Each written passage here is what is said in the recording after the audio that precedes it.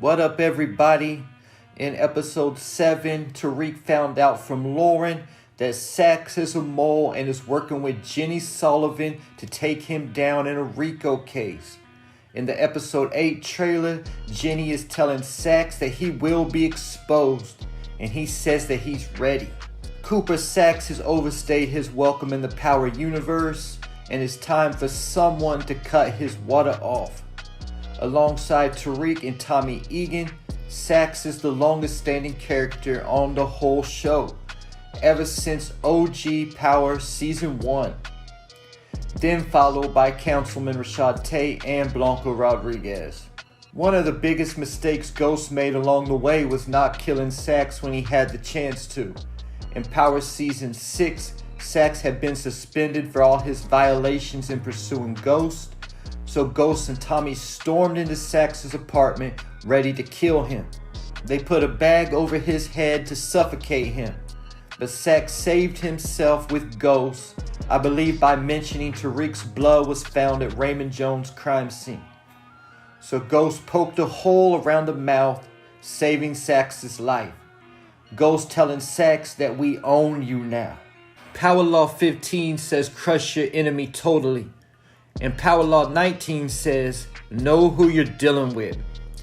Ghost should have known the type of guy that Saxe was, and that they were not going to be able to flip him.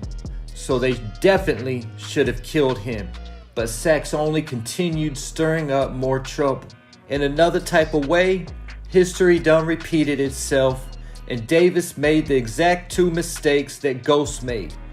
He didn't crush his enemy totally, and he didn't know who he was dealing with. At the end of Ghost Season 1, after being exposed in court for having Tariq followed and working with Davis, Saxe was fired from his job and about to give up and go work at his family's hedge fund. But then comes Davis to Saxe's door. Knock, knock.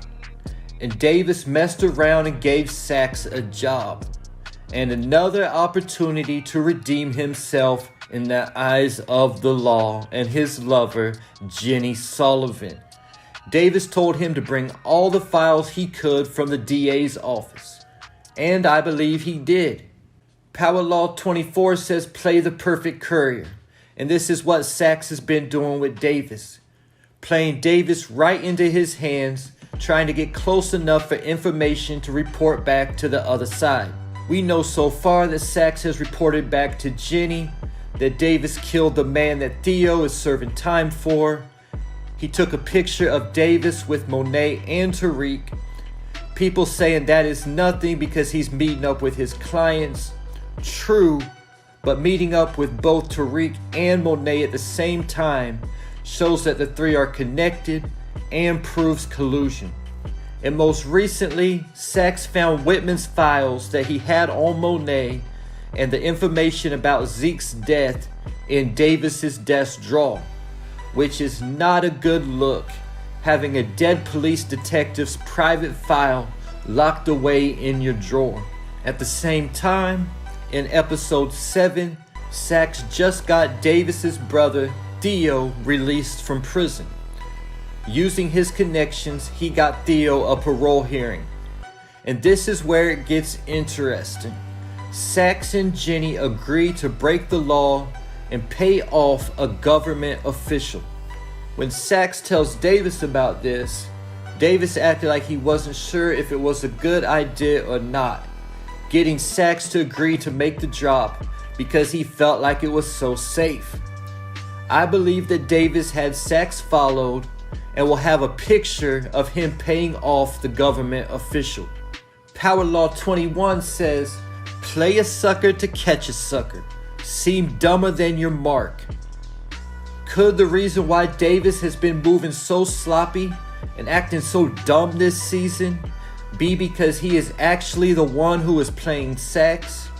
Whether he's playing Saxe or not, he's for sure about to find out Saxe's true colors in the next episode, as Saxe is about to expose himself, and the fact that Tariq already knows about Saxe working with the feds. He obviously will report this back to Davis ASAP.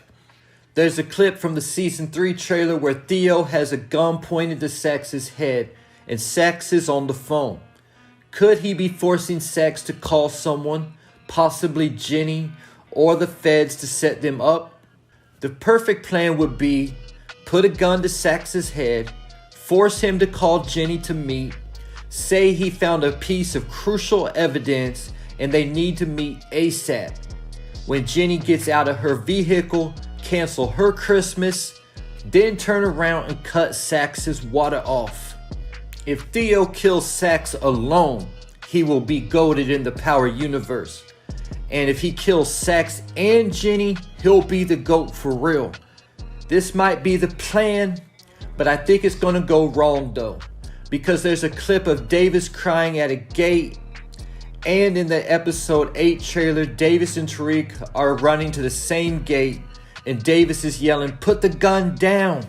So obviously Theo is going to get killed by the police.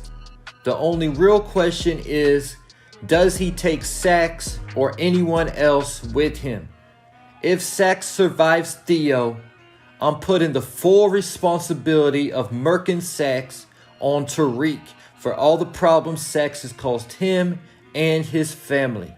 Tariq, tell him lights off, mask on, creep silent, your life's gone, we done left your block quiet. We know at some point this season, Tariq gonna be masking up and screwing on a silencer.